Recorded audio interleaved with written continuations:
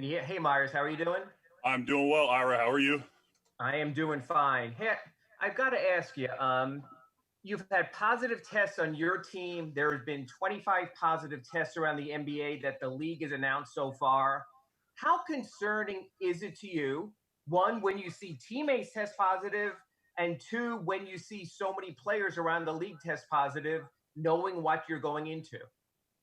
I'm not concerned. I'll say that for starters. But obviously, this virus is um, hard to control, even when you are taking the highest level of precaution.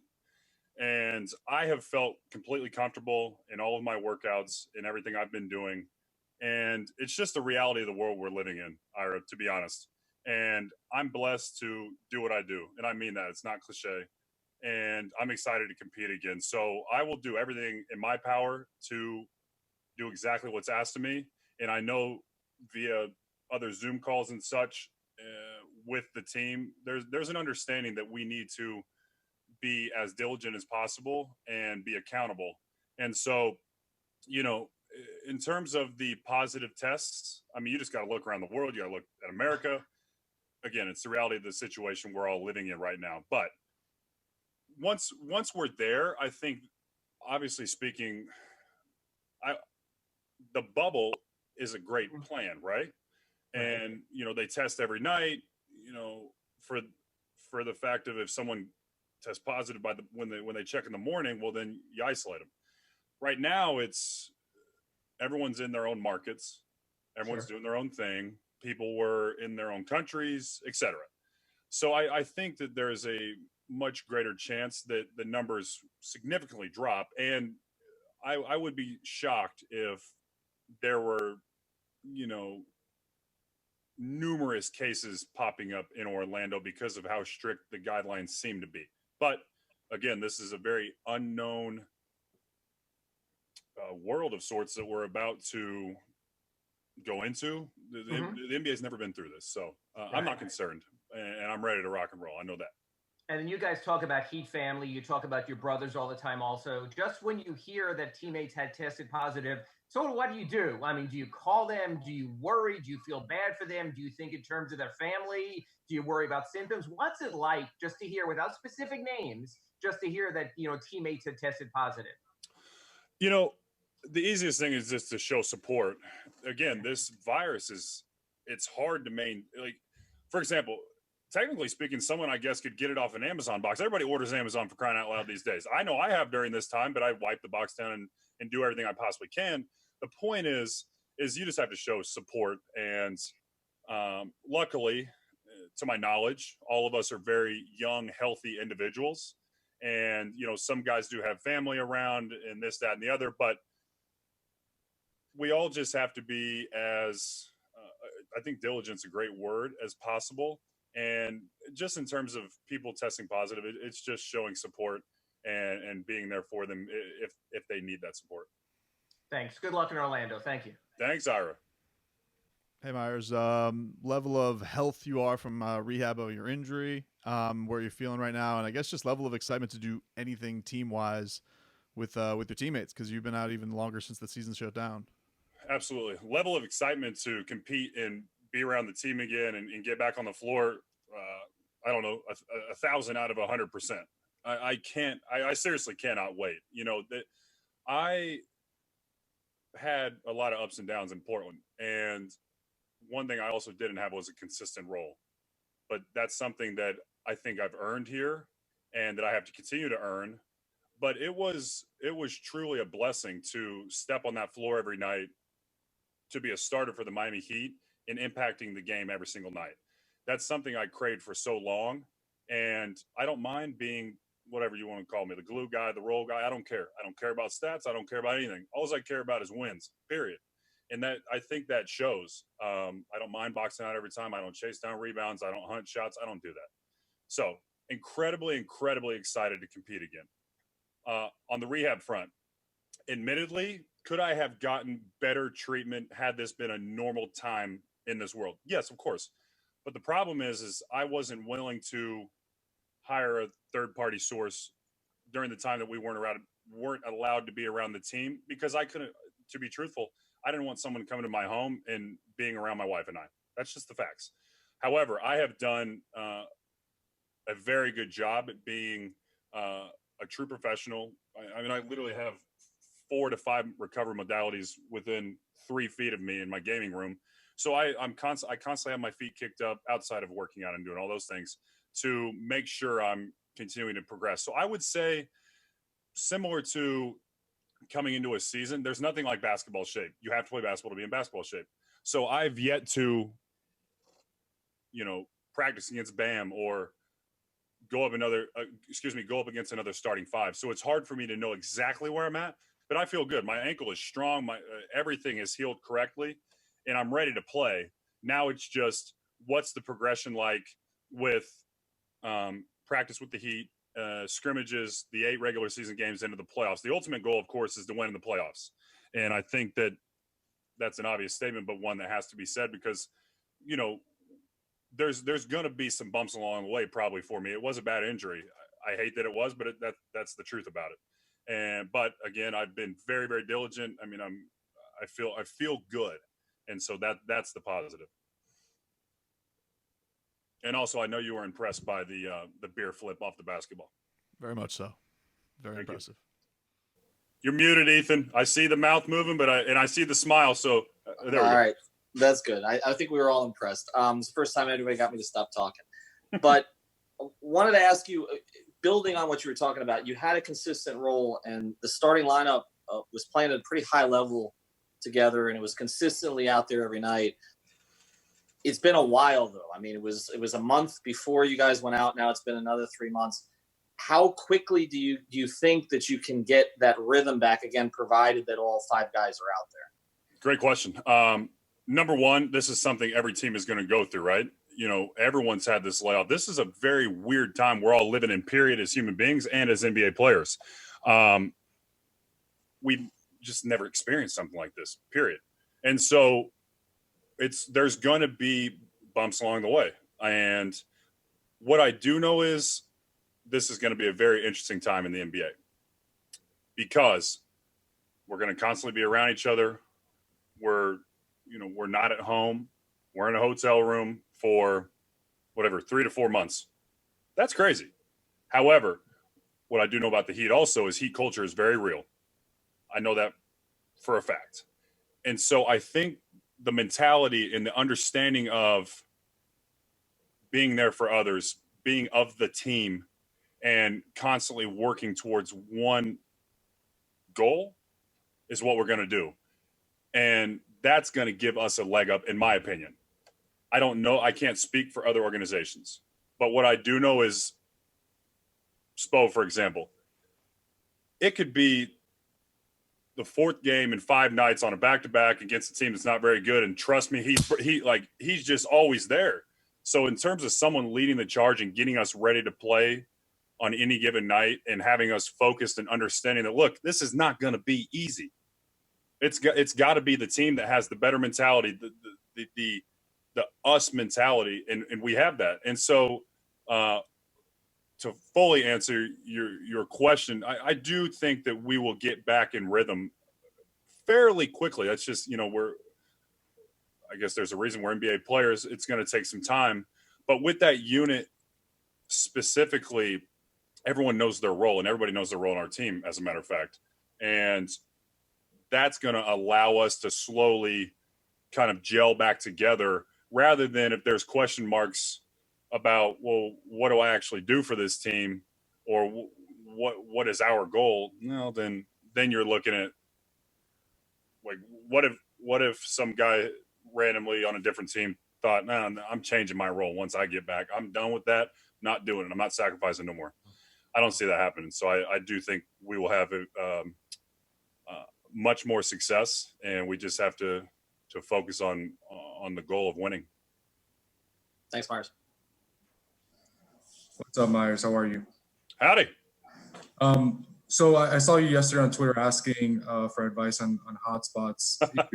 just days away now from leaving to Disney. What's the level of preparation packing like when you obviously don't know how long you'll be there? It could be 2 months, could be 3 months. What's that like? It's a little weird, to be honest. I mean, I thought about it in terms of, well, I go to LA every summer, and so I pack for about the same amount of time. However, I'm now living in a hotel. You know, you got to think about different. It's just a different mindset. Like I went through the closet and I grabbed just about everything that will be good enough for warm, hot weather, which is going to include a lot of this, by the way, a lot of cutoff hoodies, by the way, a lot of cutoff shorts, by the way.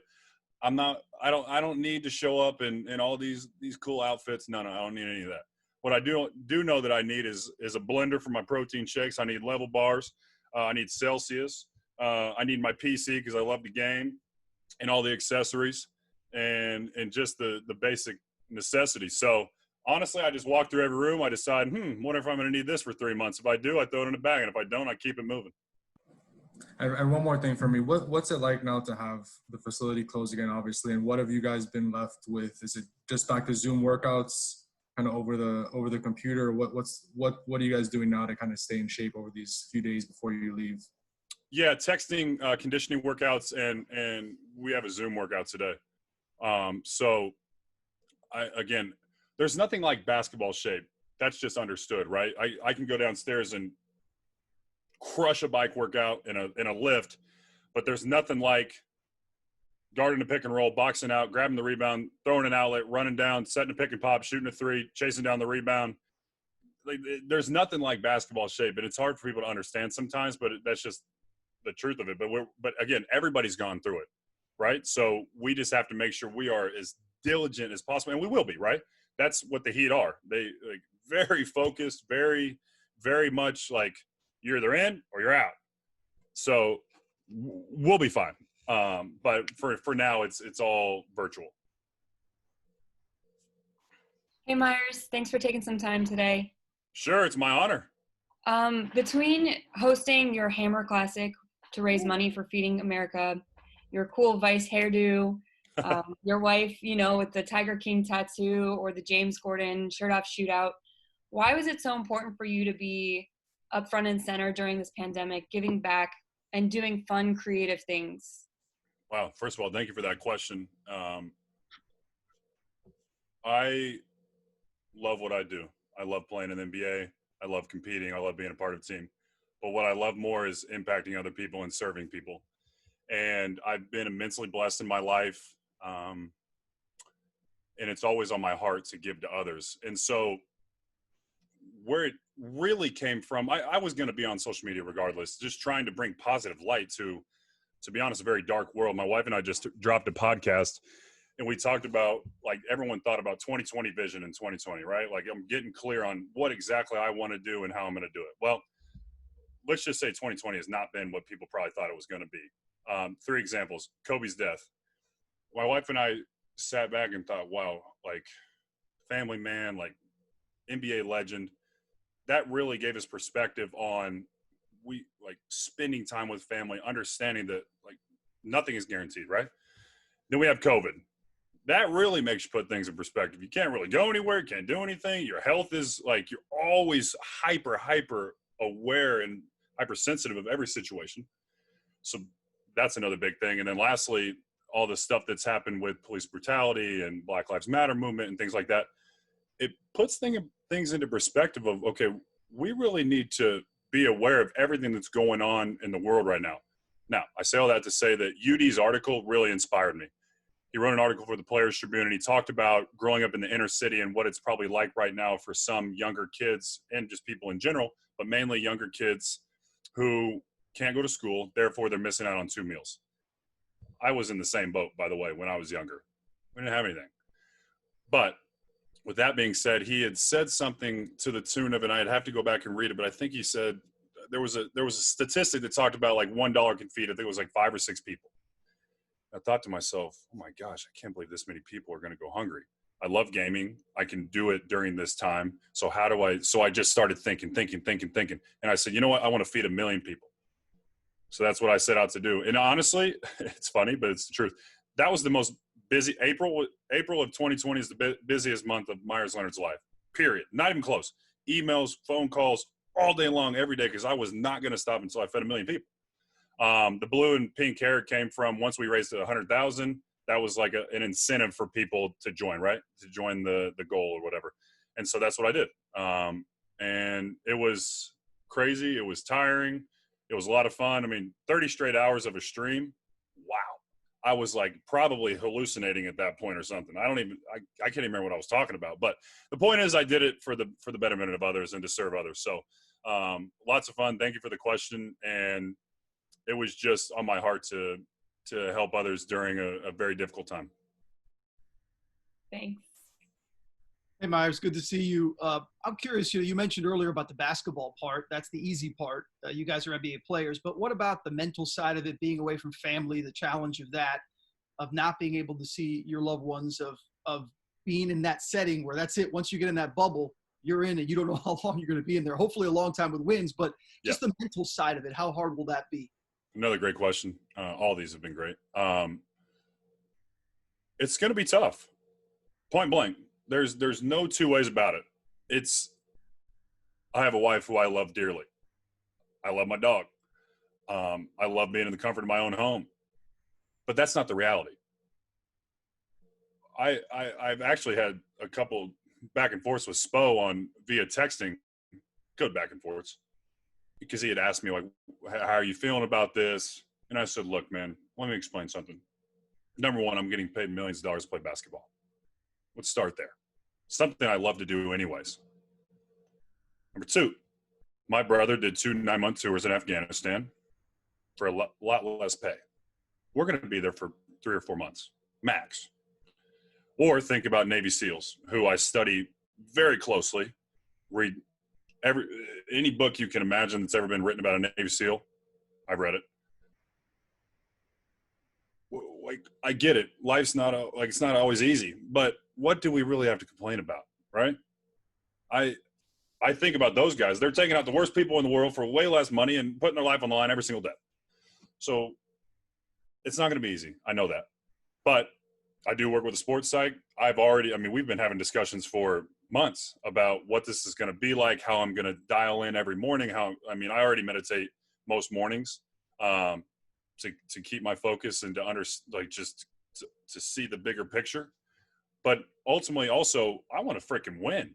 So whatever I got to do for the team, whether that's, making sure I'm going out for lunch with a couple of the young guys and then, with a couple of the vets to dinner, whatever it may be, we all have to understand there's a sacrifice in place, number one, for our team, but also for the future of the NBA.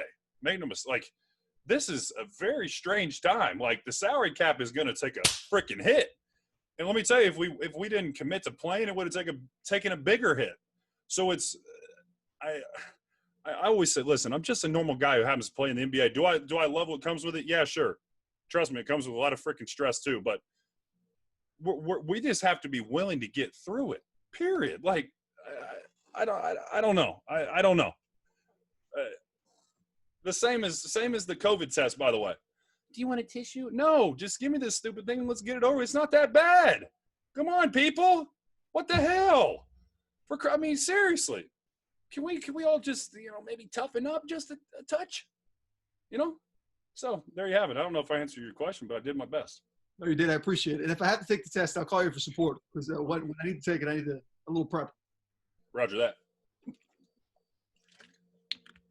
Meyers, good to see you. Howdy. I was going to ask a little bit about the mental side, but you kind of covered that. So the other thing I wanted to ask about was the team, just purely basketball-wise, obviously had some stark home road splits this year. And, this is a neutral site. You're not going to have American Airlines Arena, but you're also not going to be traveling like you were on the road. And there will be day-to-day stability and routine. So I'm kind of curious, with those home road splits in mind, kind of how do you think the team is going to handle that, and whether this is going to feel more home road or something totally different? Wow. Another great question. You guys are freaking nailing it. You guys have probably been sitting there thinking about this, I don't know, for a couple days, huh? Nice. Yeah, we've had some time on our hands, huh? Nice smile, Michael. Anyways, geez, where do I start? Again, it's not going to be easy, but every team is doing exactly what we're doing. So what excuse do we really have? for number one. But let's just be honest about it. We had a terrible road record. I do think that the consistent routine is going to help. We're going to be in the same place, in the same bedroom, like each of us doing the same things. I mean, I can tell you for one, I'm a very routine person. So therefore, in Orlando, it's going to be like workouts are game, rehab, probably gaming to get my feet up, eating right, sleeping. I mean, it's quite literally going to be like this all day, every day. Like what do I need to do to make sure I'm ready to play? Because this layoff hasn't been easy for me either, mind you.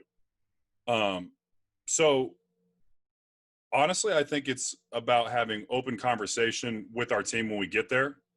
We've already had some of them, but again, every team's going through it. We have to just simply come together for one simple goal.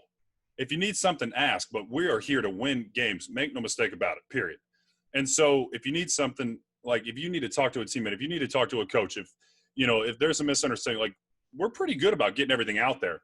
But ultimately, it is strange, the home versus away record. So I think probably guys just getting in a good routine, it will really help. Honestly, that was a great word that you mentioned, because I'm routine based, but I've been in the league long enough to be able to handle myself and do exactly what I need to do on the road to ensure that I'm going to play my best. Whereas a young guy, it takes a while to learn how to be a true pro, right? It's just like, I think back on 3 years ago, 7 years. I mean, what the hell? I'm in my 8th season in the NBA. That's freaking crazy. So I honestly actually plan on doing some of that. I just had a conversation with somebody talking about that, like taking a couple of young guys to lunch and saying, hey, how are you? Like a couple days in, how are you feeling? Like, is there something you need? Is there whatever it may be, don't hesitate, because there shouldn't be any guys not being taken care of, and whether that's via a player helping them or a coach, we'll figure it out. That's the good news, because again, we're there to freaking win ball games, so we better figure it out. Thank you. Meyers, how you doing, man? Howdy, Tim. No pressure with the good question streak, so I'm not at all worried here. But you were very open in a couple of posts about how maybe one of the benefit, for lack of a better word, a benefit of what the world is going through right now is it's made you consider white privilege and what it means, and how you may or may not. I mean, you posted it. You know what you put. Sure. Say whatever you want. You can go for it. Exactly. You're in a locker room that's predominantly filled with black men. You're in a league where you predominantly play against black men. And we all know that one of the huge parts of Disney is going to be the platform and how it is used. What are you hoping to see? How are you hoping to be involved? And do you think we have any idea yet how big this platform could be if however many guys, 22 times 15, like 330 guys come together and say, white, black, whatever, this time it's different. This time something's going to happen. How big can this platform up there actually be? Well, it can be massive. Absolutely. And I'll quickly state that white privilege, again, as I already have, is certainly very real. Although I grew up poor as hell with nothing, I still have white privilege, period. That's just what it is. I never, I don't know, walked to the grocery store and feared my life. I don't know. I didn't let me tell you this. When I heard a teammate of mine say that he was worried about raising his daughter because of what, that made me think, damn, if I had kids and I was going through that, I would be so goddamn mad. I wouldn't be able to control myself. Now, Meyers Leonard, very good guy. Sorry, I'm getting off on a tangent, but I got to go. But I have this moment where I black out, and that comes with disrespect and also stuff with my family. I can't imagine. I truly could not imagine if I had to sit my kids down and explain certain things just because of the color of their skin. That is incredibly wrong. And I will do my best to stand for what's right. and what I know to be the truth. And what's going on right now is incredibly wrong. So with that being said, the Disney bubble there's a great opportunity to use the platform for the Black Lives Matter movement. And I was honestly, we have an open, honest conversation. I was a little surprised. How do I say this?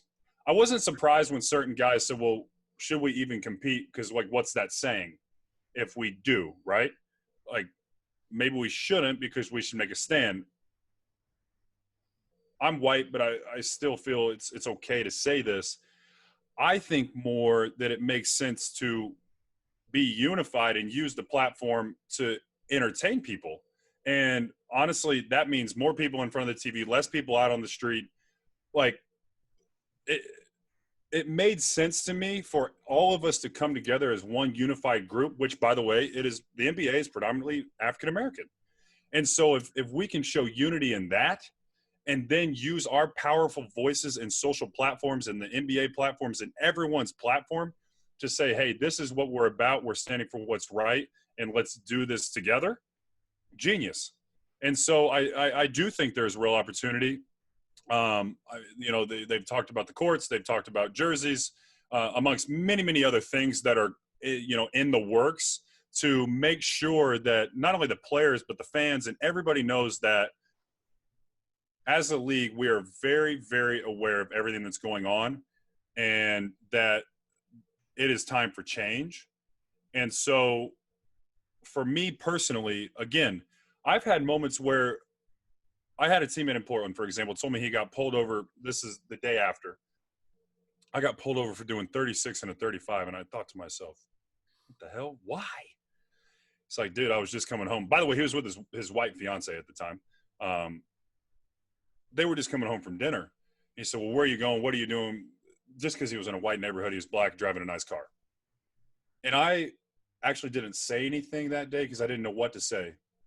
And it is a bit of a tough situation sometimes to be in, being a good man who has a good heart. But do I say anything? Like, is it going to mean anything? Or they're going to be like, well, you don't know, so no. But luckily, I've felt the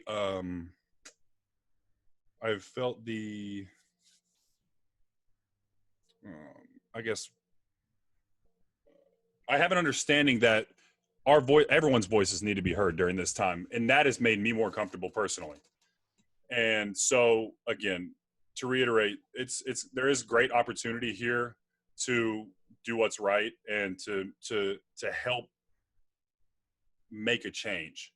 And so, we'll see what happens in Orlando, but I do know as a man what is right, what is wrong, and I do love all people. So we shall see, but I'm on board with making change.